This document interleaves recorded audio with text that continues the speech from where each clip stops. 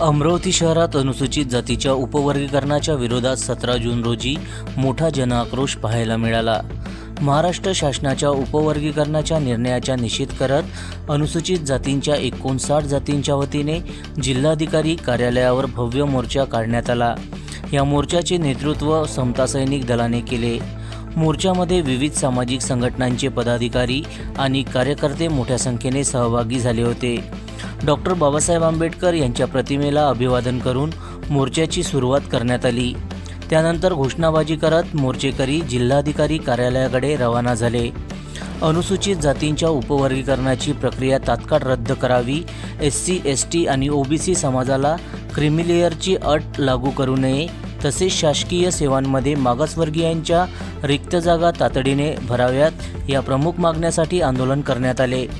मोर्चादरम्यान कोणताही अनुचित प्रकार घडू नये यासाठी पोलिसांचा मोठा बंदोबस्त तैनात करण्यात आला होता।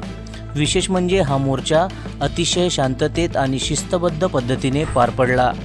जनसमर्थन न्यूज, अमरावती।